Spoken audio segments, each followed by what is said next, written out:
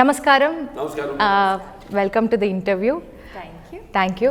And ముందుగా గండ్రగొడ్డలి పట్టిన యమధర్మరాజు, మరణాన్ని వణికించిన మహారాజు, డాకు మహారాజు ఇక్కడ ఉన్నారు. నమస్తే సార్.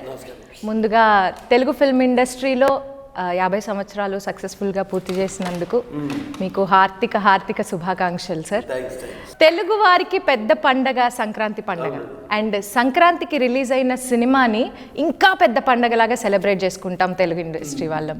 సో మీరు ఏ సంక్రాంతికి ఏ సినిమా రిలీజ్ చేసినా అదొక బ్లాక్ బస్టర్.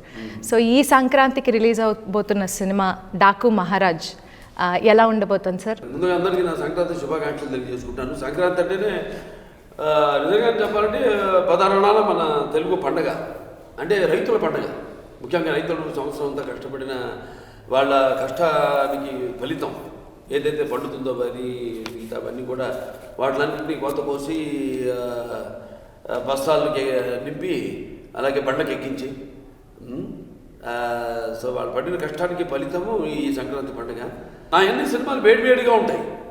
అంటే లార్జర్ దెన్ లైఫ్ చూస్తారు సినిమాల్లో, ఈ పొట్లాట్లు గోడవలు ఇవన్నీ బాగా ఎక్కువ ఉంటాయి. కాబట్టి ఈ యొక్క ఏదైతే నన్ను భోగి మంటలకి అదే తోడు నా సినిమాలు కూడా బాగా వేడి పుట్టించే సినిమాలు. కాబట్టి సంక్రాంతికి విడుదలైన నా సినిమాలన్నీ కూడా అంత ఘన విజయం సాధించాయని నేను అనుకుంటున్నాను. అంత ఘన విజయం సాధించాయని నేను అనుకుంటున్నాను.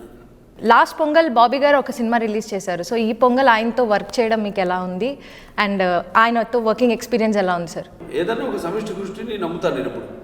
సమిష్టి కృషి దాని ఫలితమే వాళ్ళ ఈ యొక్క పిక్చర్ డాకు మహారాజ్. ఈ క్యారెక్టర్ త్రూఅవుట్ కనిపిస్తే బాగుంటుంది మా హీరో అని అమ్మాని అనుకుంటాను. అట్లాంటిదే ఆదిత్య తీసేసారు. 91లో చేశారు. అంటే 91లో చేసింది ఇంకా నా మైండ్లో గుర్తుందంటే అది మరి అభిమానులు అప్పుడు కోరుకుందేవాడు. సినిమా అంతా గెటప్లో కనపడితే బాగుంటాను. సో వెంటనే ఒక అటువంటి గెటప్తో ఒక సినిమా మొదలు పెడదాం అని నేను డైరెక్టర్ గారు మళ్ళీ అనుకున్నాం. అక్కడి నుంచే ఈ డాకు మహారాజ్ అన్న ఒక మంచి నేపథ్యాన్ని ఎన్నుకుని, అంటే మా సినిమాలో మెసేజ్ ఉంటుంది.